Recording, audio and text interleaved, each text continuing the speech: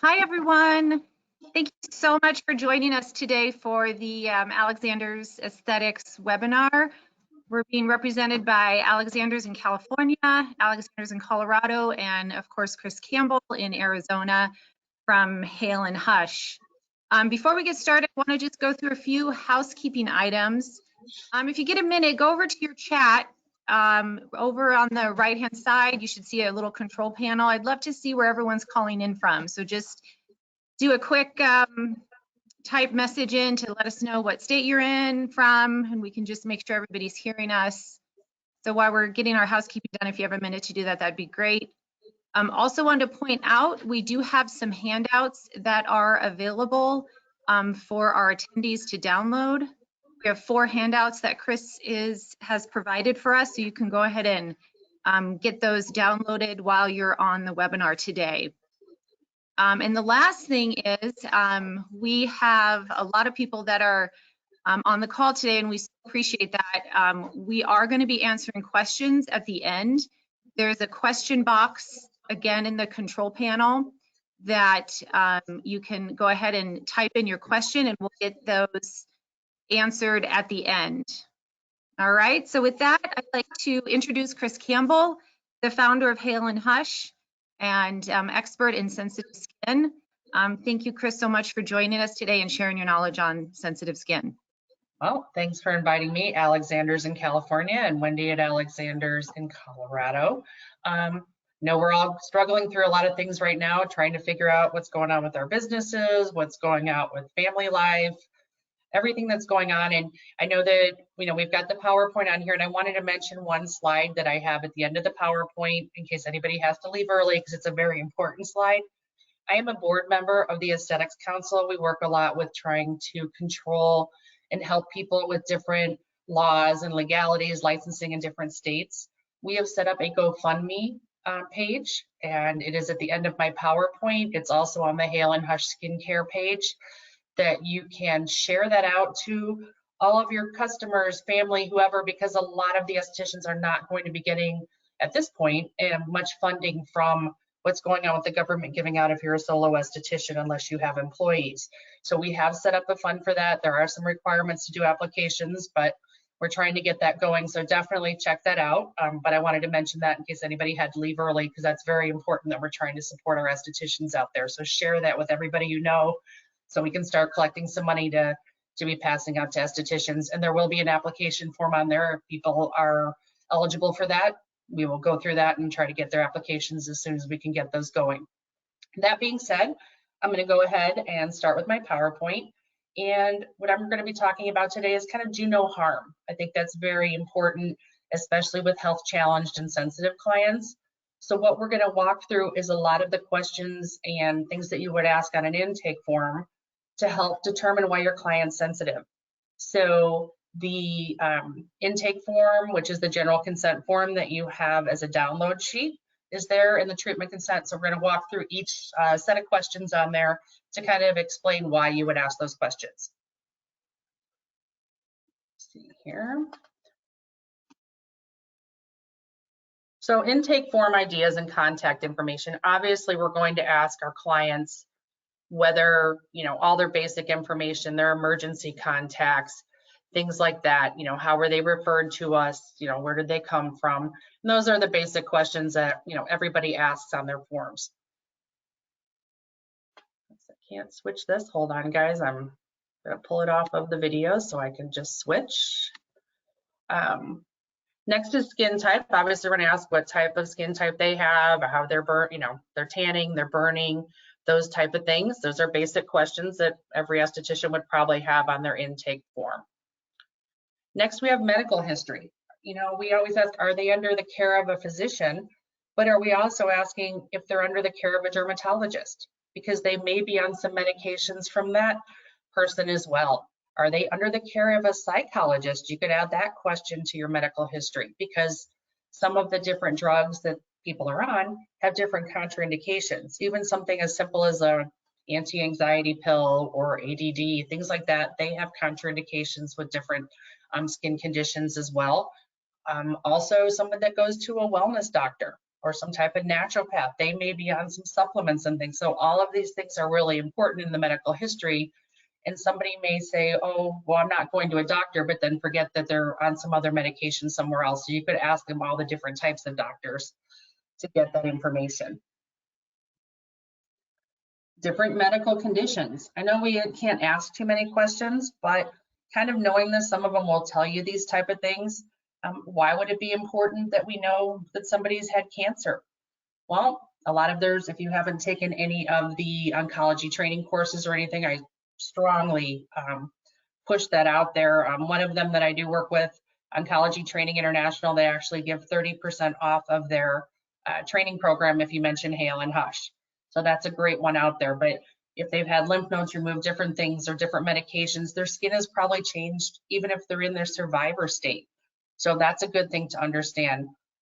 Do they have seizure disorders? Do they have diabetes? Knowing where their injection points are, or that they could have some type of, their different levels change while they're there. You know, it's just kind of good to know some of these things. While we can't ask specifically, you know, to kind of a lot of these estheticians will give these conditions out to us, and they're good knowledge to have because some of those conditions could actually be contributing to their sensitivity.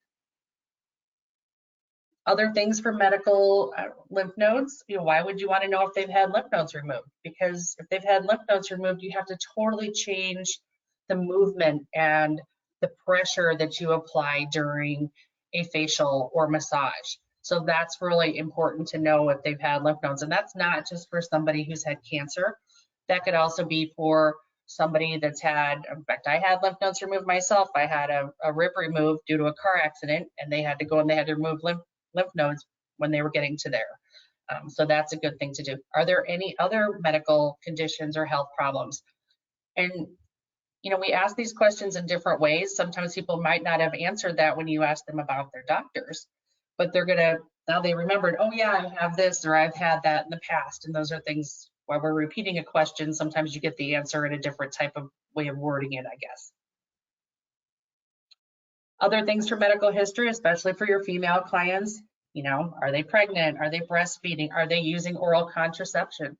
You may have a preteen that people put on oral contraception early because maybe they have irregular periods.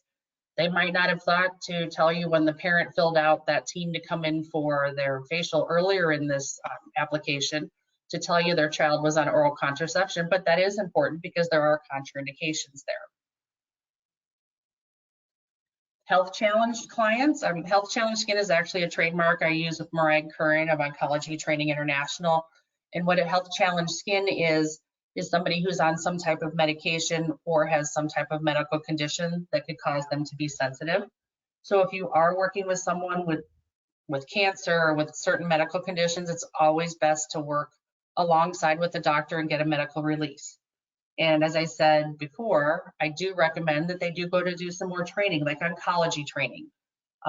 There's several different programs out there, and what basically they do is they'll teach you what is cancer, what is the, you know, different medications that you can have, what are side effects, how do you change your movements, how do you think about sanitation, all those type of things. So that's a great added training to have if you're working with health challenge clients. Lymphatic massage could also be another add-on for some more training if you're working with different health challenges. Questions about allergies. Clients could have food allergies. Are they allergic to gluten, soy, all those different types of things, because you'll have to consider those when you're looking at your different types of skincare. A good example is gluten. Hale and Hush, we actually test our products, have them tested to say that they're gluten-free, and we do offer stickers for that. If you want to apply them to your containers, just ask your distributors like Alexander's or Hale and Hush, and they can provide those stickers for free if you want to promote it that way. Some brands say that there is no gluten in their products, but that doesn't mean, or no wheat in their products is what I'm trying to say. That isn't necessarily that there means there's no gluten. There's forms of lactic acid out there that actually have gluten in them. So it's always better to make sure that they're doing some type of testing with your products if they're gluten-free, or asking about soy. Are they allergic to latex? I mean, are you using nitrile gloves if they're allergic to latex? Aspirin, that's a great one to ask your clients as well, because if you use willow herb and things, some people with aspirin allergies cannot use the Salix willow herb or different types of salicins or salicylic acid. So that's a great question to ask. Lidocaines, hydrocortisones, hydroquinone or other skin bleaching agents, a lot of clients can have allergies to. So any type of skin, different types of product ingredients, things like, in fact, myself, I'm allergic to resorcinol. I found out the hard way when somebody did a Jesner on me. So there's a lot of skincare ingredients that people can't use, like limonene and linalool and some of these. This is the place that you would get some of these questions answered from your client. Fragrance allergies. I bring this up because a lot of people either dislike a fragrance or possibly they have a reaction to fragrance. Fragrance can be up to 400, 500 different ingredients when something says fragrance or parfum on something. So it's best to ask your clients, and I always encourage people on their first facial is ask your client before they come in the first time, do they have an allergy to a fragrance or do they dislike a fragrance? Because if that client doesn't like coffee or am I trying to think of pina colada or something different skincares or whatever have, they could have the best facial of their life, but at the end of the day, they didn't enjoy the facial because of the smell was not pleasant to them. But then also if they're having a reaction with a particular fragrance and have an allergy, then you would know that you need to look at your skincare you have to make sure none of those fragrances are in there. Other medications, here's another place to kind of throw that medication question out there that maybe they didn't think about it when you were asking about their different types of physicians and medical personnel that they see. Here's the way to list all the medications again. They could be on topical medications from their dermatologist. They could be taking herbal supplements. Everybody's ordering all these healthy things, but some of these herbal supplements actually have some contraindications. Have they ever used Accutane? And I know for a while, Accutane was kind of out of the picture, but now we have doctors prescribing that again, and clients aren't thinking about bringing that up, and they're much more sensitive because of that. To look up the contraindications, there's several different apps that are out there that you can look up contraindications to prescription drugs for different, some are free, some have fees. Another great way to look up the contraindications is have a physician's desk reference available. You can order that through Amazon, you can order that through the different bookstores and things, but that's a great way to look up any contraindications. Because in fact, even things like antibiotics have contraindications to sunlight. You know, is somebody going off they're on antibiotics and they're heading off on their honeymoon or something, or on a vacation, you're not necessarily going to want to be doing peels on them and things like that, and encouraging them to use sunscreen. So really looking at the contraindications of the different medications that they're on to make sure that you're choosing the proper treatments in the treatment room, as well as skincare for their home care. Wendy, are you getting feedback there? I'm not sure she can hear me. The history. Yes, sorry, Kris, I am getting some feedback. So just attendees, make sure you have yourself muted. It would be great. Okay. Yeah, I can only see the PowerPoint on my end. I can't see the other screen. So awesome. As far as more history, asking about, hair removal. Have they shaved recently? Have they waxed recently? I need to add sugaring in here is another one. Sugaring is a great one, and we have a slide at the end. I know Alexander's is doing a great sugaring webinar coming up. I believe it's later today, and we'll have some information on that. That's really great. Sugaring is really important, especially with your sensitive skin clients. They get a lot less reactions. It's much safer on their skin as well. And I'm sure Shannon, that's also going to be teaching on that. We'll talk about that with sensitive skin. Even for oncology patients, they encourage sugaring versus any of these other options. So it's always good to know for sensitivity wise with when they last did their hair removal, because if somebody just used one of those little razors that you can buy on Amazon for their face, they've actually just removed stuff on their face, and you could have more reactions if you did an enzyme on them. So asking things like that, asking their recent tanning or sun exposure. Self-tanning lotions, some of those have contraindications because they're not the cleanest products or ingredients out there. Do they have raised scars that you need to avoid or burned areas? Hyperpigmentation. Do they pigment easily or do they have hypopigmentation? Some of these things can happen from physical trauma, but you can have issues with hypopigmentation and hyperpigmentation due to cancer treatments or other medications like chemo that you use for other types of illnesses. So those are people you have to look at how to treat them a little bit differently. You could have one person that has pigmentation because they're on the golf course all day. Another person that has gotten pigmentation from different types of medications like I discussed, or another person who has medication or has pigmentation from different types of hormonal issues like endometriosis or things like this. You can't treat all three of them the same way. You're going to have to choose a different pathway with each person on how to treat that pigmentation. So understanding where they've got their pigmentation, how they think they've gotten it is going to help you choose a better path for that. Another question that's kind of a different one that people ask that I threw in here is lifestyle questions. What type of climate do they live in? Are they, in an area, say Florida, where it's very humid? Or myself, I'm in Arizona and it's dry all the time. That's going to affect how their skin reacts to different ingredients, as well as different types of bases in those ingredients, and also how the different types of treatments that you're going to do on the skin in those types of areas. Also, it can change different times of the year. It might be more humid somewhere in the summertime, and in the wintertime it's drier. So that's why it's a great way to change the different choices that you choose for treatments and their skincare. Why would you want to know about their occupation? Well, one reason you want to know is maybe they're a short order cook and they're working over a stove all day and the heat's just blowing up on their face. That's going to be an alteration of what type of treatments you're going to want to do on them, because if you're doing peels and you're doing enzymes and then the heat's coming on them because of their job, you'd want to know that. Or we have Intel here, which is the computer chip fabs and things, and they wear headgear and all this and everything's closed off all day. They don't get air to their faces. That affects what's going on with their skin as well. And also knowing what they're doing for hobbies. I was actually, when I was in aesthetic school way back in the dark ages 18 years ago, it seemed like I was working on the clinic floor and I had a client come in that came in for a Jesner. And as I proceeded to do the Jesner on her, I said, "Oh, what are you doing the rest of the day?" And she was going hiking one of the mountains here and it was like 90 degrees outside.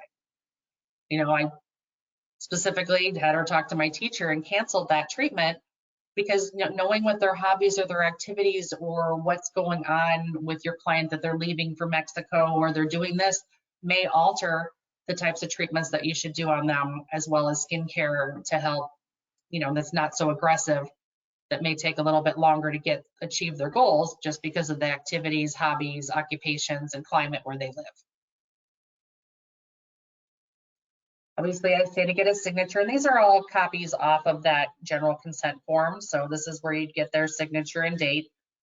And then the second form that we had downloadable for everybody was a treatment consent form. So if they fill out that first form at the beginning, and they only have to fill that out once, but then when you do the second form, the next time they come in, all they will have to fill out is they'll go through these questions and they will tell you if any of these things have changed, yes or no, and then they initial it and date it. So different types of questions you'd want to ask every time they come in, get a yes or no answer and have them sign off on this. Has something changed? Are they pregnant? Have they had any surgeries, new allergies? Have they done any, types of retinaes or Accutanes to their skin? Another one would be, is anything, are they feeling anything, any discomfort from things that are going on? Are there, you're letting them know that there's no guarantees with all the, the different variables due to age, condition, skin, smoking, climate. Asking them if they have a peel or not, that, different things are going to alter with that. Knowing cosmetic treatments, that there's no medical claims. And a lot of these questions are kind of your saving grace, like ASTP has similar forms as well if you're insured by them. They understand that they may need several treatments, that maybe it's not going to be an instant getting rid of their pigmentation and things. Also talking about not going out and tanning after these treatments, using SPF as mandatory. They're saying that they haven't had any type of chemical peel or any of these other type of treatments. Because a lot of people will go have a chemical peel at one person's place and maybe it didn't knock 10 years off their life, and within 2 weeks they go off to do a microderm. So this is kind of getting an initial statement from your client saying that they haven't done any of these things. If this did come to a lawsuit or something down the line, you're asking them and they said no, they didn't do it, and they go back and look and they did. This is kind of the last part of the sheet that's on the side where they give a date and initials to each time they came in, and that would be the major thing. And then you would have your notes to anything that changed on the back of the sheet between those type of issues. Another signature if they're doing a post-peel treatment, that they're following all the instructions. I hope that most people, if you are doing more aggressive treatments, are sending them home with specific products, especially sensitive skin clients. At Hale and Hush, we don't have peels and things like that. We have an enzyme that has 4 enzymes in it. And then we also have a AHA treatment with mandelic and lactic. While neither one is a peel, we still want them to go home and use healing products to rebuild that barrier function in between. So it's, giving them out specific instructions to go home with. These are some of the sanitation things that there's also a sheet that's provided at the end of that you guys can download from about the COVID virus from the Aesthetics Council on everything to do in your treatment room, talking about extra hand washing. And these are all important because even not with COVID, especially with sensitive skin clients, because some of them have health challenges, people with diabetes, with cancer, any of these type of people coming in are much more prone to infections. I don't know if everybody wears gloves. I highly encourage it, especially if you're still working on clients now. But with sensitive skin clients, it's really important to glove because a lot of them do have health challenges. It's a protection to yourself. It's a protection to them. And if you get the gloves, they're like nitrile gloves that fit very nicely. They don't even remember that they didn't have gloves. So I think even every step of the facial, you should be using gloves with your sensitive skin clients. Face masks as well. I mean, that's pretty important right now if you can get them as far as passing germs and things. And I really recommend that, you encourage your clients that have health challenges that if, you're not feeling good, you cancel those services, or, they say they're not feeling good before they come in, that you cancel that as well, because they're just much more highly prone to having issues. Drink of water here. So I'm going to talk a little bit more about fragrance and things that are going on with fragrance out there with your sensitive skin. Obviously, we know it's one of our main senses. Smell is a key part of how we react to situations and others in everyday life. But also they're saying some things with the COVID virus. They haven't got all the statistics yet. A lot of people are losing some of their senses, or they're more keen to senses, different fragrances and things than they were before. A lot of different companies, as well as hospitals, are allowing no fragrance. One of my best friends, I don't know if any of you know Danielle Wachowski from Lyra, she just was diagnosed with leukemia, and she was in the hospital for 38 days. While she was going through her treatment, she was much more, her sense of smell was just so much more attuned to things. Like she said, she could, like if there was towels left in the bathroom in her room, that she could smell it like molding overnight if something was left in her room. So a lot of people, their sense of smell is much more attuned. If you're pregnant, pizza smelled good before, pizza doesn't smell good now. So some of these things are things to remember. Even if you have clients that have, when I mentioned earlier, they have issues of fragrance, is think about what you're putting on yourself. I could wash my hair with banana shampoo, put some cherry blossom facial cream on, another body lotion, put some different types of perfume on. That client is going to smell all of those things, and sometimes it ruins the facial, or it's very highly a big issue there. So a lot of hospitals and companies do not allow any type of fragrance. So just keep that in mind if you have clients with fragrance issues. Also, there's a lot of synthetic components that have the phthalates in there that help make the scent last longer. So a lot of people are looking for stuff that's phthalate free. Another concept is fragrance free or natural fragrance. So what I recommend with that is Hale Hush is a great example. We don't have any added fragrance to our products, except for 2 products that have natural fragrance, and that's the enzyme and the Mist Me, which we tell you what those natural fragrance are. That's Yang Lang, Sweet Orange, and Lavender. So I'm giving you the 3 that are listed in there. Otherwise, fragrance free, we still have a smell to everything. Each product has its own smell. The Rare Retinol Serum smells like vitamins because it's obviously vitamin A. Everything has a smell. If something doesn't have a smell, if you smell it just smells neutral, what happens then is a lot of times they've added something called a neutralizer or masking ingredient. And sometimes that actually is what's causing the issue with your client. Same thing with the fragrance. If something says parfum, it might not be the vitamin C serum that they think they're allergic to vitamin C.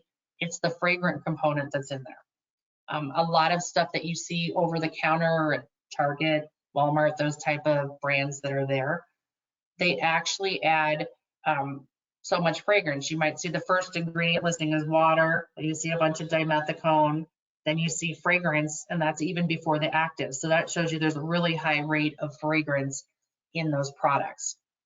I say laws, there are, like I mentioned earlier, there are some laws in different areas that you can't wear fragrance. Raw examples, enzymes. So some enzymes and stuff, if you have raw enzymes, some people like or don't like the smell of our enzymes. We do have 4 enzymes in our enzymes. It's bromelain, papain, pomegranate, and fig. But when raw enzymes, you smell them, they don't have that pleasant, they don't smell like pineapple, they don't smell like fig, they don't have these pleasant smells. The raw enzymes have kind of a more natural, neutral, earthy type smell to them. So when you smell certain enzymes like ours, the raw examples, we add a little bit of natural fragrance in there, but not a lot to cover that. So it has more of an earthy smell. With fragrance containing over 400 components, it's really hard to say when it says parfum, what is in there. If your client tells you that they are allergic to lavender, there could actually be lavender in parfum, but nobody makes them list all those ingredients out. So that's what's tricky with parfums, if people actually do have fragrance allergies. I talked a little bit about fragrance in the treatment room, thinking about if your client has issues with certain fragrances that maybe you haven't cleaned with something that has a lemon smell, if they can't do citrus or different candles or the diffusers or things that are in there. And as I mentioned before, thinking about what fragrances you have on and your other products that are there. I mentioned in here in this slide about hormonal changes. A lot of times when people are going through going to the endocrinologist and things, it even says on the door of the endocrinologist that you can't have fragrance. If you go to the neurologist, a lot of people's migraines are triggered by fragrance. So if your client is prone to migraines, that would be a good consideration about, not having a lot of fragrance in their home care and what you're doing in the treatment room. These are some of the ingredients that a lot of people have issues with that could be listed on your botanicals from the Scientific Committee on Consumer Safety. Cinnamol, you'll see eugenol, that limonene that's in there, linalool that you see in some of the products. So these are some of the ingredients that can trigger issues with clients as far as different botanicals making fragrances. So this question, so steam, sensitive clients.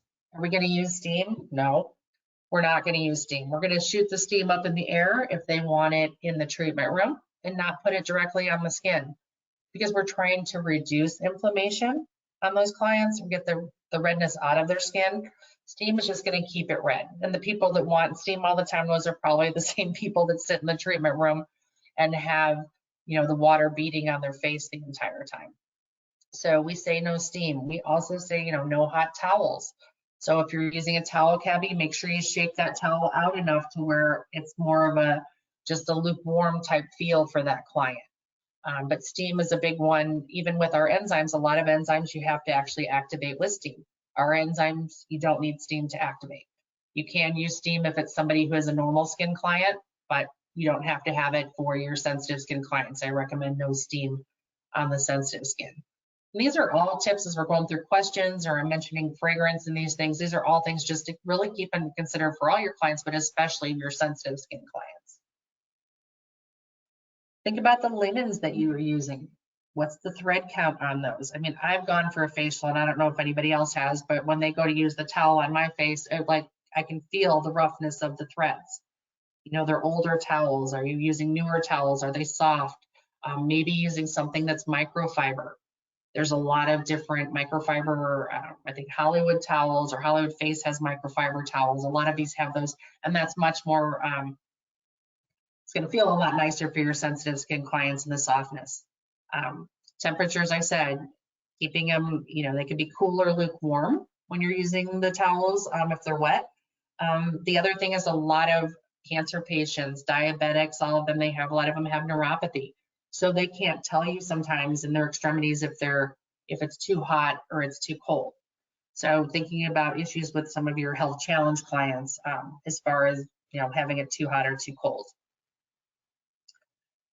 Treatments to consider as far as what not to do on your sensitive skin clients or to do them at a much more gentle level. Some of these are a little aggressive. Some of the heavy waxing, we talked about maybe using sugaring for your sensitive skin clients and recommending that. You know, LED can be great for sensitive skin clients. I know we're coming out with Hale and Hush. We work with Light Stim. We're going to be coming out with a protocol using LED. It's even encouraged with oncology patients. We also work with My Skin Buddy, and they have the green light, the red light, and the blue light on there. So LED can be very beneficial for your sensitive skin clients. Massage. Sensitive skin clients, people that have health challenges, maybe they have certain conditions that maybe you can't give them a full massage through here and you have to avoid areas. Massage is really going to help relax them, especially for clients that have eczema, psoriasis, things like that. They need that relaxation. That's great. Holistic. There's a lot of great holistic training out there that we work with people with Hale and Hush that use our products because our products are much more gentle. They're not highly fragranced and they're helping to heal the skin as well. I mentioned our enzymes a little earlier. We encourage enzymes versus peels. They're much more gentle, but you want to have ones that aren't super active. Like the pH on ours, the incredible enzymes is almost a 6. You're also going to do the enzymes and then you're going to use like our Hush Hydrate mask to calm the skin after. So you're giving them a little bit of activity because they want that activity and they need to have a little bit of turnover, but then you're calming it back down and taking the redness away. Peels, I don't recommend a lot of peels on sensitive skin clients, and you can do, we have an AHA treatment with the mandelic and lactic. It's a pH of a 3.5. It's really a rejuvenating treatment, but we're not peeling the skin. Because what happens with a lot of sensitive skin clients, they start peeling away and rubbing those layers off way before the time is needed, and we're trying to heal their barrier function, not keep tearing it down. Clients, a lot of people we're getting a lot of questions lately. Can you use stuff in the Hale and Hush line on people that are pregnant? Yes, you can.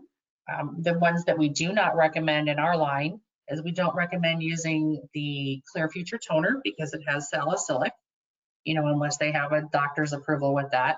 We don't recommend using our Rare Retinol Serum because obviously it's a vitamin A. We don't use our Bedazzle, which is our mandelic and lactic, and we don't use our enzymes because there are 4 enzymes in there. And while it might be okay, they might be okay somewhere in the first trimester, you don't know where their hormonal levels are going. So I just act on the side of caution and just say, those are the 4 I would not use.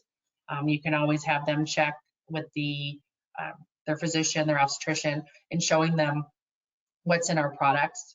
That's one thing we also do is even though we have samples of products that we give to everybody, all of our ingredient decks are on our website. So the nice thing with that is they take their sample home, they can go direct to the website and see the full ingredient deck or show it to their doctors. So they have that full ingredient deck to know if there's any contraindications. And most people, if they're allergic to something, they know right away they can pick that ingredient out.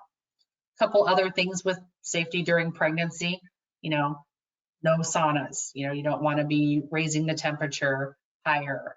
Massage, yes, but one thing is to know there's a lot of pregnancy massage out there, and you want to be able to offer the proper types of massage techniques. If you're doing body treatment, some states can, some states can't. Facials, yes, but no microderms, no lasers, no heavy peels or active enzymes. Hydrating, calming facials are going to be the best for the pregnant clients. Doing just our sensitive skin protocol, if you have our protocols, they're all available through Alexander's, has them available for download. Or if you purchase direct from Hale and Hush, they're in our Hale and Hush Pros group. You can download it in a nice hydrating facials. Adding that no salicylic, as I said, and if they need to, have them do a doctor's release if you have any concern, if they have any other contraindications going on. Facials on your diabetics. I mean, we're getting more and more diabetics in, and that's why you'll find that out on your intake form, is if you have a diabetic client, knowing that they're diabetic, sanitation for them is even much more important because they're much more prone to infection. That's why they tell diabetics not to go to like the regular nail salon unless it's somebody that knows what they're doing, is because sanitation is really high. Knowing if the signs of low blood sugar, that they could, have a reaction in the treatment room to know that that could happen. Neuropathy, as I talked about before with the massage. Using products that are antibacterial, antifungal, hydrating. Obviously no microderm and peels, avoiding cuts or abrasion areas until they're completely healed. The oncology client, if they're in active treatment, I always recommend that somebody does the training, takes an oncology training, as well as gets a doctor release. Hale and Hush has we have 9 products now that are actually where their awareness for mindful for people that have cancer. There is no such thing as oncology approved. We have been using Hale and Hush with my previous company, Techniche, as well as Hale and Hush for almost 10 years at different hospitals across the country and with oncology estheticians. But we're thinking about offering what our products can do is add hydration to those clients, reduce the inflammation, and work on their barrier function, which is really important.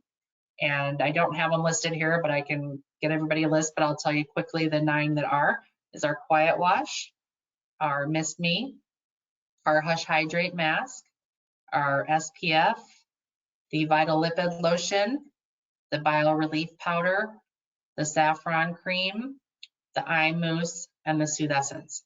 So those are the products we've been using with different cancer patients, but you still need to know if they have any other contraindications or allergies to fragrances and things. Sanitation is important. A lot of cancer patients can't tolerate any fragrance. We talked about why their lymph nodes are removed. A lot of them, if they've had mastectomies, things like that, they'll have lymph nodes removed, why you have to look at those type of things, making sure you have safe products. Also, when they're in remission, they have what they call the new normal. Their skin may have changed. Maybe they used to be able to do high peels at one point, but now they can only do an enzyme. You have to slowly work them the way back up in their series of different types of treatments they can do. And usually we recommend not doing those active treatments until they're about 6 months in remission. I'm going to talk a little bit on ingredients as far as looking for stuff for sensitive skin clients. A lot of times, we're trying to avoid parabens. We're trying to use more natural preservatives out there for clients. And you have to look, a lot of the parabens can have an estrogenic effect. Some can be irritating to clients and sensitizing to many skins. PEG ingredients are another one that can be a problem, that you'll see those in different products that can cause problems. Dimethicones and silicones. These are the ingredients that make those products smooth, and they go nice on the skin. They feel great, but what they do is they trap everything. Nothing's going in and nothing's coming out. So that can actually cause more issues with bacteria, blackheads, increased breakouts. That's where a lot of the stuff that's over the counter at the drugstore and things like that, the second or third ingredient is dimethicones and silicones. So at Hale and Hush, we actually don't put that in anything, just because we want to make sure that that skin is able to breathe and get the impurities out and work on the barrier function with the ingredients that we need to get back to that. Looking for inflammation fighters. We have a Mirabilis julep extract. I know that Larry uses this also. It's used in 4 of our products. It's a great inflammation fighter. We have it in our Soothe Essence serum. We have it in our Bedazzle Revitalize mask. We have it in the Vital Lipid lotion and the Quiet Wash. Wild yam, Mystica is one that actually Larry uses, calamine, willow herb, as long as they don't have any aspirin allergies. There's different types of licorice root out there that are actually going to fight inflammation, not just for hyperpigmentation anymore. So looking at whatever line you use, that you have different inflammation fighters for sensitive skin. Looking for barrier function and repair. A lot of these ingredients also work on barrier function and repair, and that's really important for the sensitive skin client because their barrier function is very compromised. And all oils aren't bad. A lot of people are afraid to use oils. Jojoba oil mimics the skin sebum the closest of any of the oils that are out there. Hydration is another big thing we need to consider with your sensitive skin clients. Hyaluronic acid, bilberry oil, honey is a great one that you're seeing in a lot of different things. Phospholipids, we have pearl powder and some things, and pearl powder is actually hydrating. Even though it's a powder, it's hydrating. So looking for ingredients that are going to hydrate the skin. So before we take questions and things, it's kind of a conclusion, and I know we kind of went through a mini going through the intake form and some things for sensitive skin, but we're going to come back and do some other I know some other talks with Alexander's and things. I'm doing some mini going through each of the products for you guys as well, but I kind of wanted to talk about the things we needed to ask on the intake form and common sense things that we need to be asking our clients so we can really figure out why they're sensitive, so that we can choose the right products from Hale and Hush to help heal what they have going on. Oh, my slide didn't come through that I had. I think, Wendy, you have it on your slide with the COVID, don't you? Are you there, Wendy? I'm here. I just put it in as a handout. Oh, okay, okay. Yeah. So I must have not, my slide with Alexander's information on it did not come through. I must have not saved my old one. So as far as questions, this is my name and phone number and email. You guys can call me anytime. Feel free to, call Alexander's. I mean, they've all been trained. They run trainings for me there as well. The other thing we're doing right now, before we go into questions, I wanted to let everybody know is we are doing drop shipping. I don't know if everybody knows that, is both Alexander's and Hale and Hush do drop shipping for clients. So while you can't necessarily be doing treatment, be in your treatment rooms right now, how about drop shipping out to your clients? We also, we could throw in an extra sample for you and things like that as well for your clients. They might like saffron cream, but you want them to try the Quiet Wash. We're more than happy to throw that in with your orders too, and they send it directly to your clients. It looks like it's coming from you, and they're able to keep their skincare up while you're going through everything. I wanted to open it up to questions now and see what Wendy had during the thing, because I couldn't see anything on the screen except the PowerPoint. So did you have some questions, Wendy? Yeah, we do have some questions. Yeah. First, I wanted to say thanks to everyone who put in, just to let you know the representation we have from around the country. We've got California, Florida, Illinois, Georgia, Boston, San Francisco, Atlanta, Connecticut, Michigan, all over. So thanks, everyone. Wow, cool. That's good. Everybody has a different time zone, so we're getting a little bit of everybody, so that's good. Yep. Oregon, Arizona. All right, so questions. Let's see. From Heather Bailey, she would like to know if we should be providing clients with a copy of the health history form. Of our form, so that they know what they filled out? Is that kind of what you think they're asking? Yeah, maybe Heather, if you want to type in a follow-up question to that. I know we can't have our attendees talk. I can follow up with that. I guess they could have notes of what they've written down, and you'd be obviously keeping a copy as well. I mean, it's just like if you go to your doctor, they provide you with a copy of your records. Okay. Great. Katie Lorenzen from Grand Junction, Colorado. She says she's so excited that you'll be working with LightStem. Is this going to be something that you'll be able to provide as a product drop Well, we're coming up with a protocol. If you know Richard Okay. from Lightstim, he actually used Hale and Hush products when he won the holistic category a couple years ago in the skin games. And so Richard's come up with some protocol information of how to use Lightstim with the Hale and Hush products. So I'm getting that written up. And then we also have like protocols with My Skin Buddy. We have protocols with Regenerate available right now. We're working with 70 Wellness on stuff for microcurrent. We have a protocol with Shannon from that's going to be doing the sugaring talk later today about sugaring with Hale and Hush. So we're going to have a lot more protocols combined. ThermoClear, we have protocols with ThermoClear for healing the skin. So we're going to be bringing a lot more protocols with different equipment. Okay, great. From Lynn Garcia in Colorado, she has a client with redness cheek area. It's not raised, but looks almost like a road rash. She's had it forever. Do you know what it could be and what treatment would be good for her? Well, it's hard to look, and I would suggest she goes to a dermatologist or something. I say that first, since we can't really diagnose. But some good products, as long as she has no allergies with any of things that are in the Hale and Hush products, I would say is start her off with the Quiet Wash, and then have her use the Hush Hydrate Gel, which, so everybody knows, the Hush Hydrate Gel is the same thing as the mask. It's our lightest weight moisturizer, but then it's also our calming mask, and then our bio powder. Those would be the three things I would start anybody off on. They can take the bio powder and make a paste of that and leave it on like a calamine at nighttime to kind of reduce the inflammation in those areas. And then during the day, tap a little bit of the bio powder in with the Hush Hydrate Gel as a moisturizer. But those are like the first three things I would start anybody with those type of conditions on. And then I would recommend that she has a dermatologist to look at, see what else is going on with her, that they may look at her diet or other things that maybe trigger it at different times. Okay.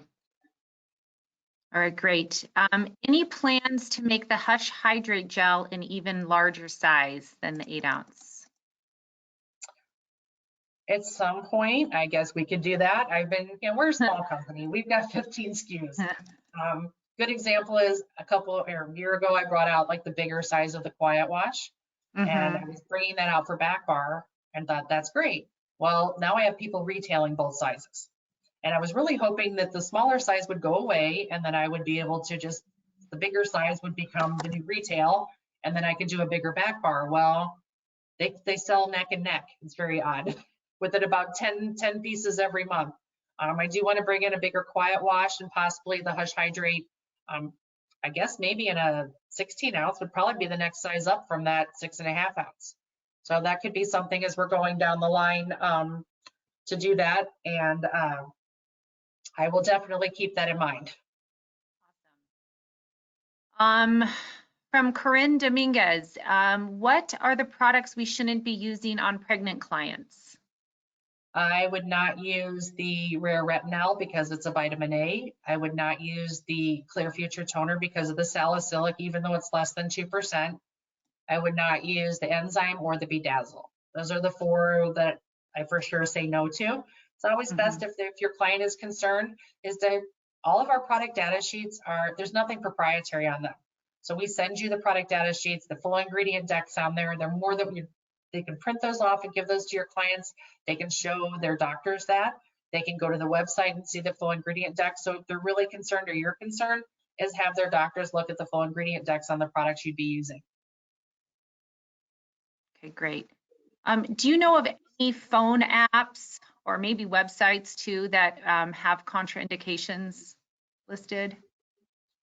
I have a list and I will provide you with that and get you that so you can email everybody.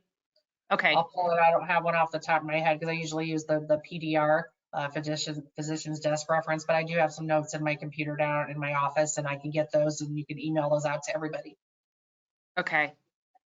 Can you please repeat the 9 products that are good for oncology patients? Okay, great. So Quiet Wash, Soothescent Serum, the Saffron Mary Stem Cream. So everybody knows the moisturizers, the heaviest moisturizer is the saffron cream. It has shea butter in it. That's for your mature or really dry clients. The Vital Lipid Lotion is approved or mindful for those that have oncology. That's our medium weight moisturizer. It is not, it's for normal to combo, non-breakout. The Hush Hydrate Gel, which is a mask or our lightest weight moisturizer. The SPF, the Eye Mousse, the Brilliant Eye and Lip, the Mist Me, and the Bio Powder, the Relief Bio Powder. The reason that obviously, for obviously reasons, the ones that aren't approved, salicylic, we wouldn't want to use on a cancer patient. We don't use the rare retinol, which is vitamin A, or the enzyme or the bedazzle. And then the other one, I don't say the rare C only because there are some contraindications with different chemo drugs that they can't be on can't be eating antioxidants or using antioxidants at that time. As we know, vitamin C is a high antioxidant. Okay. I put those in the chat for everyone if they can see that. I know we're getting messages we can't write into the chat, but maybe you can copy and paste or take a picture of those. I typed them in while Kris was telling them they're available over in the chat area. Is charcoal a good product for sensitive skin? Is what? Charcoal. I don't know about like a heavy charcoal mask and stuff because it may be drawing too much on their skin. Like that's really great for a lot of acne and things, but sometimes like acne, rosacea and things, if it's a heavy charcoal mask, sometimes I think that could draw a little bit too much of, you know, the hydration out of the skin. But if you have just a little bit added, I think it's fine. I mean, you really have to test with each sensitive client because everybody is different. They all have different challenges to why they're sensitive. They may be aging, hormonal, going through menopause, have diabetes, have had cancer, are short order cooking, whatever. So you kind of have to, it's a kind of a trial and error. That's why Hale and Hush is really big. We always match samples for our clients. So when you buy retail products, we give you an extra sample of that product so that you can keep sampling to your clients. And I think that's really important with sensitive skin. Okay, great. We know you have some other trainings coming up, but Mariah Monty wants to know if there's going to be training for each specific product. We're looking, and I'm going to set this up with Wendy and the Alexanders out in California is doing a maybe hour-long product training in the next few weeks. We're also doing one with Hale and Hush in the next couple weeks. I know everybody's, you know, got different times available and stuff, so we're going to do one for Alexanders, and then we're also doing one for Hale and Hush, but we will announce that. Okay. It'll be a quick one, and we still want everybody to come to our regular. Some of our classes are 4 to 6 hours where we're doing demos and really working with questions and customizing for clients, but we'll do a mini one. We'll get a mini one up there pretty soon. Okay, great. All right, we have a question. Do you suggest a form or some kind of app that can download the history intake so it can be kept on our computer? I don't know. I know there are some out there. I don't know which ones have downloadable forms. I guess that'd be a great question to ask in some of the different esthetician groups that are like on Facebook and things. So everybody uses different services, but I think that's great to have it if you have it downloadable. We're also looking at doing some type of prescription pad. I've got my designer working on that to come up with some type of prescription pad so you can send them home with what products to use when as well. For your clients for home care. Okay, great. Any word on when the My Skin Buddy will be back in stock? They're supposed to be getting an order in. If anybody, I have about 12 units in my possession at the moment. We went to the New York show. I had some held back for the show, and when I was there and it got canceled, I shipped them back, and not everybody took the ones that were spoken for. So I do have about 12 units. The other ones are supposed to be coming in from the manufacturer, hopefully in the next couple weeks. But I do have about 12 units if you called now. You can call the office and get those now. Okay, awesome. All right, from Lauren Moore in Houston, Texas. She has a client who received a chemical peel from another esthetician, and she now has a large burn on her cheeks. She also has acne. What products would you recommend for her? Depending where she is, how soon it is after the chemical peel, you know, you could start with the quiet wash. You know, even using some of the bio powder in a paste on that area. When it gets to the healing point, the Vital Lipid would be a great product because it's really going to help with the lipid barrier to have some extra hydration as that's peeling. It just kind of is like a testing process because obviously I can't see her skin right now. I can't tell you, what phase she's in. But I would start off with minimal products and giving her samples to try. And you can always purchase samples from us for 60 cents each. So if you need extra samples, besides what we provide you, it's a great way. But it's kind of hard when I'm not seeing what's going on with the client's skin to say what phase of peeling or what actually happened.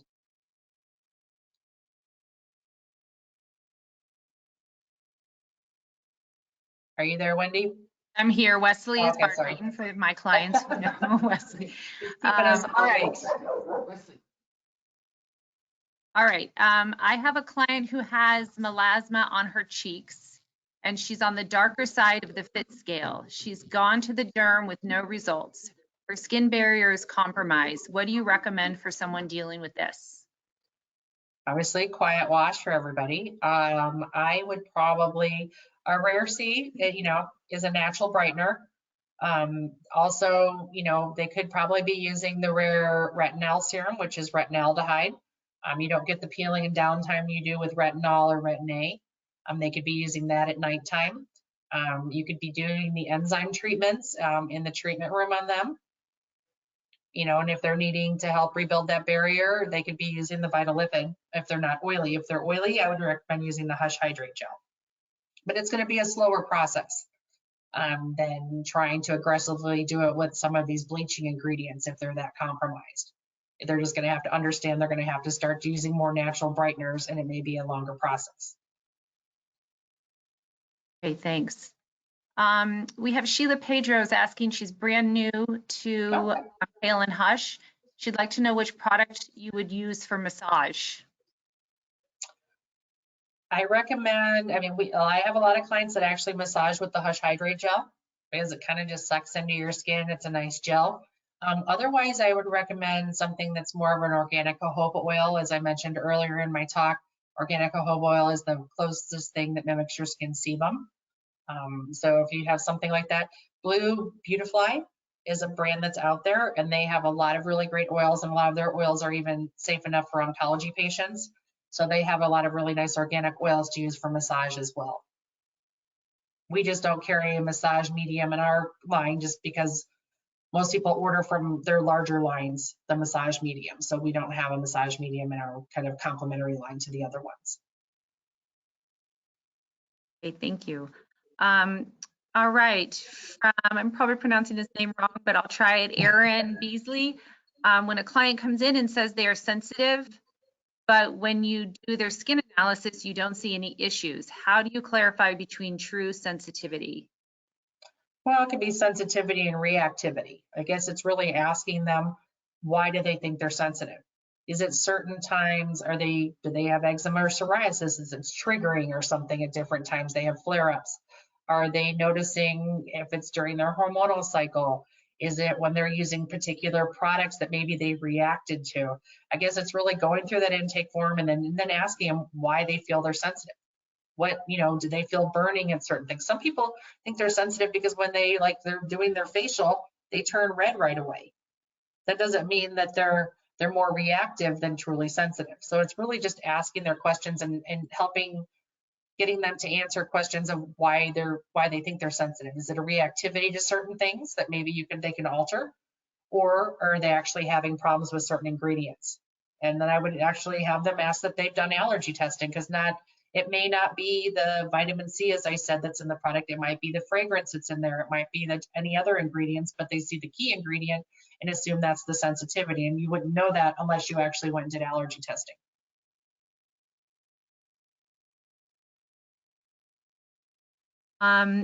Do you have any plans? I think we kind of talked about this. Do you have any plans for any online product knowledge? Because the next in-person one is in New York, it looks like, in April. Yes, and we're actually canceling that one too. Okay. That's on my list of things to do today. Just a lot of states now, everybody thought it was a couple weeks. A lot of states now are actually closed through in the May. So we are going to look at doing some more of these webinars coming up in the next couple weeks. Will there be some store? We're going to do one of product knowledge for Alexanders to have on their platform. We'll have another one too. It's really hard to do our full product knowledge online because we usually do 4 to 6 hours. so that we can really delve into all the skin challenges and different things like that to try to cram an hour of our 15 products. It's kind of a quick overview, but we are always available. My director of sales can set up special 1-hour trainings with you if you let us know. So say you watch the webinar and you have more questions, we can set up one-on-one calls with either her or myself, and we can really go through a lot of dive into what your clients are dealing with and help with that. And as soon as we can get back out there, we'll be back there on the road doing, because I just hired a whole bunch of trainers across the US that we were getting started this year to do trainings. Okay, great. We have a question from Anne. I have a client who suffers from acne, is concerned about alcohol in products. Not all alcohol is bad. It's not all drying. It depends on the formulation. One thing we've actually done with all of our products, except for the Bedazzle, because it's mandelic and lactic, we've actually even done derm testing with all of our products. To most of the stuff at the grocery store is derm tested, but most professional products are not, but because we don't want reactions. But our products aren't there for drying. A lot of times there's alcohols in there because they have to work with other ingredients to make them work right in the formulation. So not all alcohol is drying. So it really depends on the formulation and what type of alcohol is used. Okay, great. All right, we are at the top of the hour at 11 o'clock. We'll do one more question and then any other follow-up questions. I'm sorry we couldn't get to everybody. What we'll do is email answers to the group. Yep, we can do that. On any follow-up questions. But one last question, because these are kind of grouped together. Questions about do you use a natural preservative in products, and are the products 100% natural and gluten-free?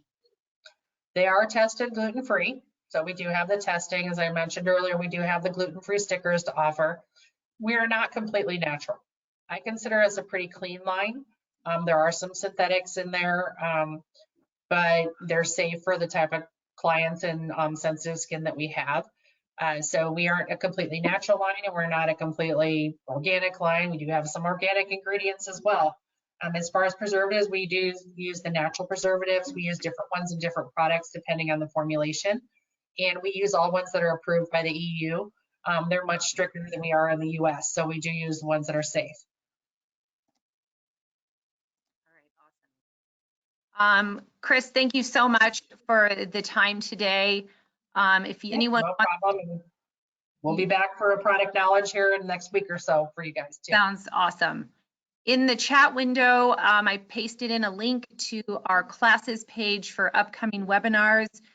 We also have links to all of our recorded webinars as well. Give us about a day to get today's up on the website, but every webinar we do is also is recorded, so you can go in and listen to it again, or if you couldn't attend one of the ones that you wanted to attend. So wanted to thank everybody, and good luck to you all out there.